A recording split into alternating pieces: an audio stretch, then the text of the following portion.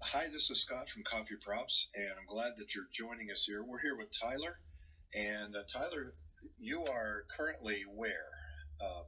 Like physically located where? So, yeah, physically, it's 9 o'clock at night. I am in Laos, PDR. Okay. And this is my home, so you caught me at a good time right before bed. Beautiful. Okay. Yeah. So let's get started with the interview. And just for everyone who's joining in here, we are doing this live on Instagram as well as on a Zoom connection. I'm in Ohio. Tyler is in Laos, and we're going to be posting this on our YouTube playlist as well. So with that out of the way, Tyler, tell us what the story is that brought you into the whole coffee thing. Yeah, as you might imagine, it's a little bit of a story. I was for sure an avid coffee drinker, maybe from the perspective of being in the coffee industry, just a casual fan, casual consumer. Enjoy traveling. I found myself traveling through Southeast Asia and in Laos, and actually ended up landing a job there and working there for about a year. And during that time, a buddy of mine, we started going to visit some different villages within our area here in Laos, around where I was working, just to see farmers, coffee farmers, their lifestyle, some of the things that they were facing. So with that in mind, we started to see the other end of the spectrum.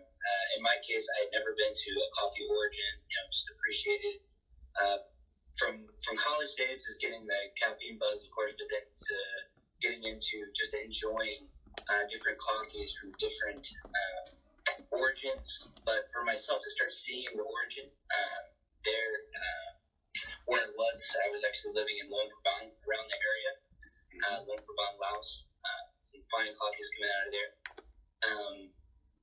My friend and I, we decided to go for it and really see what we could do to be a part of these farmers' lives. Seeing the other end of it, seeing where the coffee industry is developing was incredibly exciting to us, and we wanted to get involved. So from there, it just took off into Yuni coffee, and we're living in a province where up until 2 years ago, there was coffee planted, hectares and hectares of coffee, but never a consistent buyer. So our company saw that niche and got involved, and we're just loving it every day, getting to work with the farmers. We're getting ready to harvest here in the coming months. Mm-hmm. Just a lot of exciting things. We got some new processing methods we want to try, and we just can't wait to get those coffees on the cupping table. That's great. And then to some of you listening out there to taste. Great. Okay, so tell us, where can we find you? Give us some of the Instagram account, if you have a website, and that sort of thing. Yeah, so our Instagram account is really probably the thing that we keep up most of the day with, especially during the harvest season. We get a little busy, so it's easy for us just to snap a picture and put it on Instagram. You can find us at Yuni Coffee Co.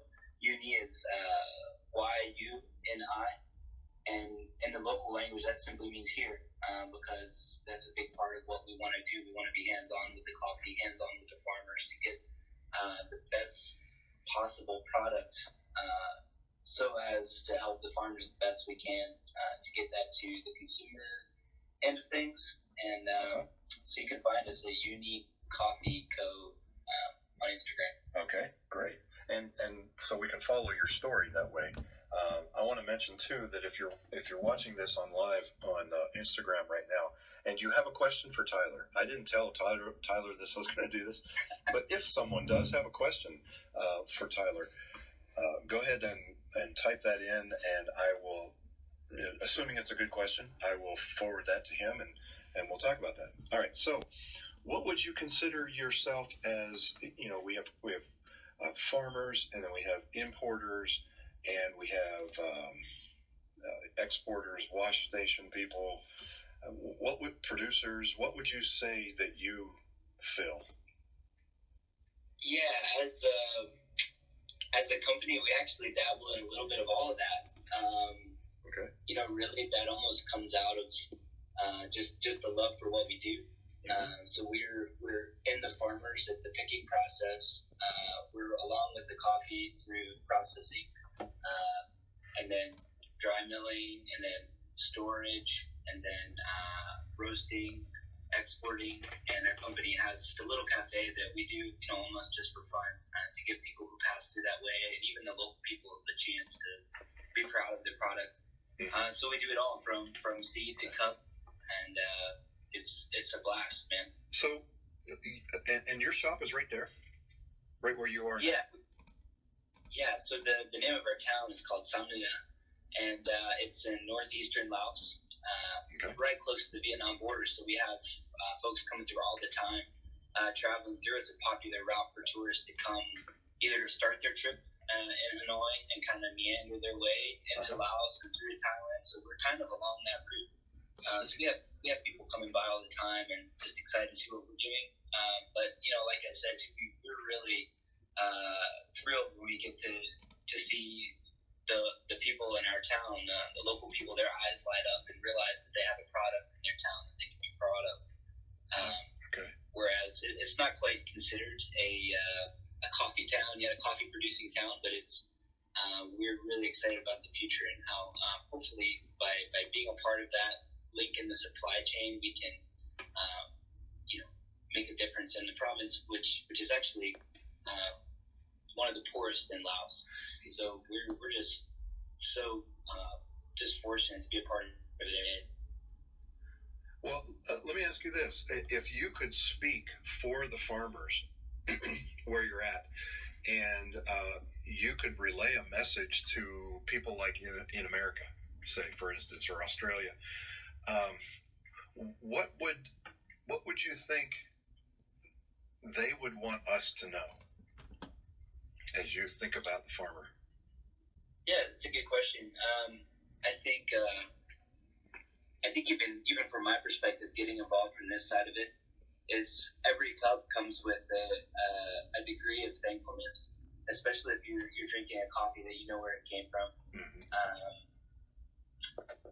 Especially coffees that are very well taken care of, handpicked.